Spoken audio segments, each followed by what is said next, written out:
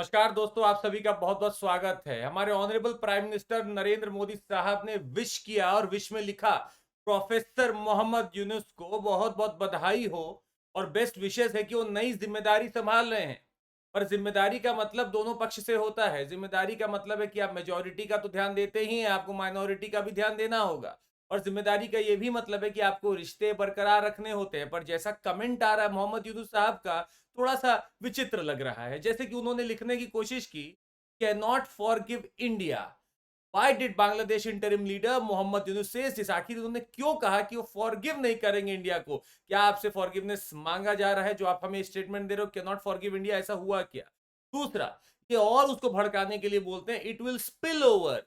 जो मोहम्मद यूनुस साहब है, नोबेल लॉरेट है, इन्होंने ग्रामीण बैंक चालू किया और आज वो बोलते हैं कि बांग्लादेश को बहुत दुख पहुंचाया है भारत ने। आखिर कैसे?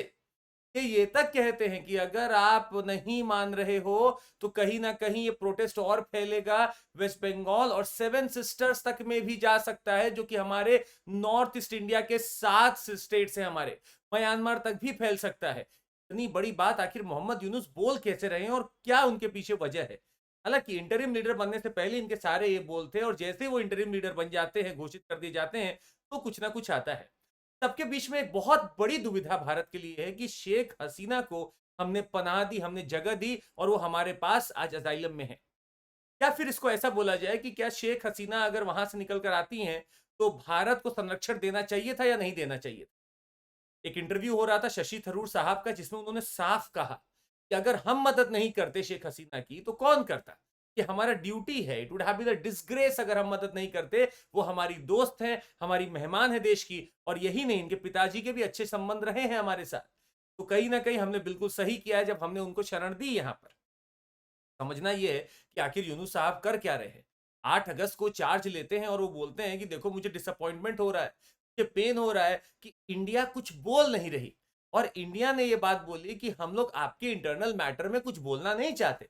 अगर कोई भी लीडर कल को आप भी वहां से भाग कर आओगे, हमारे पास आओगे, तो हम आपको भी संरक्षण देंगे, क्योंकि हमारा पहले से ये उसूल रहा है। दलाई लामा साहब भी हमारे पास आए, हमने उनको भी संरक्षण दी। शेख हसीना आई, हमने उनको भी संरक्षण दिया। आप भी कल को अगर आओगे तो हम संरक्षण देंगे। पर आपको पेन और डिसअपॉइंटमेंट इस बात का क्यों हो रहा है कि हम कुछ बोल नहीं रहे?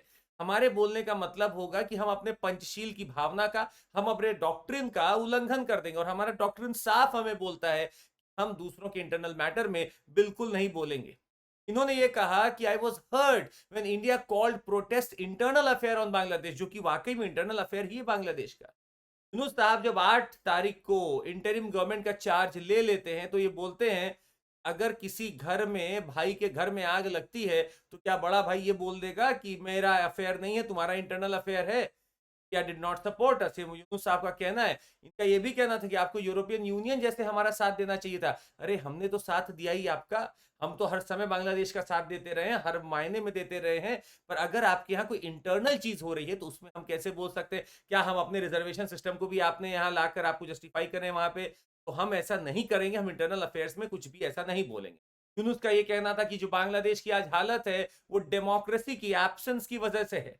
अब वो डेमोक्रेसी किसको ढूंढ रहे हैं ये पता नहीं फिलहाल तो, पर एब्सेंस ऑफ डेमोक्रेसी की वजह से इसका तात्पर्य साफ निकलता है कि यूनुस हो सकता है अगले कुछ महीने में इलेक्शंस करा भी देंगे। और इन्होंने बोला स्पिल ओवर कर सकता है अगर इसको संभाला नहीं गया तो। खैर, क्या संभालना है, बड़ी बात इस समय ये चल रही है तो ग्रुप्स के ऊपर हो रहे अटैक।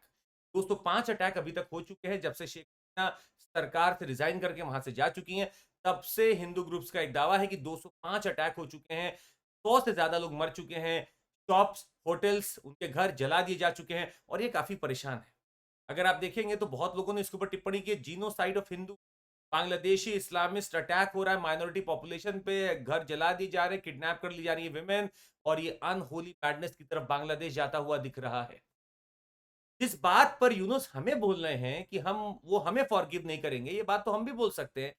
हम भी फॉरगेट और फॉरगिव तो नहीं करेंगे, क्योंकि जब आरएसएस ने ये बोला कि आप अटैक जो हो रहा है माइनॉरिटीज का, उस पे अगर नहीं अंकुश लगाओगे तो हमारे और आपके संबंध खुद खटास में पड़ जाएंगे, तब यूनुस को समझ में आता है। राष्ट्रीय स्वयंसेवक संघ ने बोला कि we are deeply concern with whatever is going on there. वहां हिंदू, बुद्धिस्ट और अदर माइनॉरिटी के खिलाफ जो हो रहा है हम उसको समझ पाते हैं। आप उसको टारगेट करके किलिंग कर रहे हैं हिंदूज का, आप माइनॉरिटी कम्युनिटी को वहां पे खत्म करना चाह रहे हैं। ये आरएसएस ने जब बोला, आरएसएस के साथ साथ और लोग भी आ गए, यूएन ने भी स्लैम किया।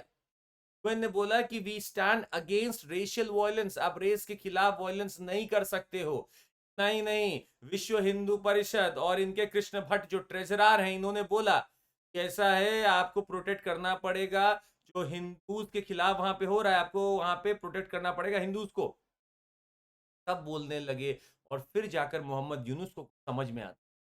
तब मोहम्मद यूनुस आगे बढ़ते हैं और जाकर हिंदू स्टूडेंट से मिलकर आते हैं and he understands the situation then. और तब ये वहां पे जारी करते हैं आदेश या एडवाइस अगर आप बोलें कि क्या ये लोग सिटीजन नहीं है बांग्लादेश के, जिनको आप मार रहे हैं, भले वो माइनॉरिटी है, क्या वो सिटीजन नहीं है? ये सबसे बड़ा जब सवाल किया, इमोशनल सवाल किया मोहम्मद यूनुस ने, तब शायद जाकर लोगों के मन में आया कि ये सिटीजन्स के खिलाफ हम नहीं जा सकते, ये हमारे ही सिटीजन्स हैं। और मोहम्मद यूनुस ने पहली टिप्पणी करनी चालू की। मोहम्मद यूनुस को फिलहाल करप्शन केस में अक्विट कर दिया गया है। आपको बता दें, इनके ऊपर बहुत सारे केसेस चल रहे थे। ये तो यहां से भागकर कहीं और देश में रहते थे, यूरोप में। वापस इसलिए आए ताकि इंटरिम गवर्नमेंट चल सके, और स्टूडेंट्स की बहुत बड़ी डिमांड थी कि इनको बुलाया जाए। अब खैर ये करप्शन केस से एक्विट किए जा चुके हैं, अब इनके पास पूरा पावर है, इंटरिम गवर्नमेंट संभाल रहे हैं। अब हम इनसे ये उम्मीद करेंगे कि आप वहां पर माइनॉरिटी के खिलाफ जो हो रहा है वो ना हो, क्योंकि हमारी सारों की आंखें वही हैं इस समय कि आखिर वहां पे हो क्या रहा है। बांग्लादेश का एक नया हाईलाइट भी है। Bangladesh is a family, we have to united. मतलब हम लोग एक फैमिली की तरह पे हैं, जहां पे माइनॉरिटी हो मेजॉरिटी हो, सब फैमिली की तरह है, और हमें यूनाइट होना पड़ेगा। और यूनाइट होने में भारत की भी मदद चाहिए, क्योंकि भारत इनका बड़ा भाई है, इन्होंने कहा है। खैर, आपको ऐसी चीजें और हम देते रहेंगे, अपडेट देते रहेंगे। आपको जुड़ना है अगर हमारे साथ, तो बढ़िया ऑफर चल रहा है, 1250 पर महीने में आपको मिलेगा यूपीएससी सब्सक्रिप्शन, आप ले सकते हैं। हमारा अगस्त ऑप्शनल कार्निवाल में आपको ज्योग्राफी ऑप्शनल अगर चुनना है तो हम ले रहे हैं ज्योग्राफी ऑप्शनल जियो नाम से। हमारे बैचेस मंजिल बैचेस जो चालू हो रहे 15 अगस्त से, ये इंग्लिश में होगा, आप इसमें जुड़ सकते हैं।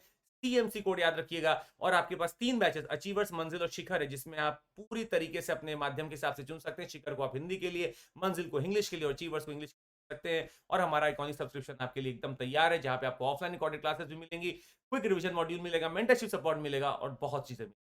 आज के लिए बस इतना ही। बहुत बहुत शुक्रिया। जरूर लाइक, सब्सक्राइब और शेयर करिएगा। जय हिंद, जय हिंद।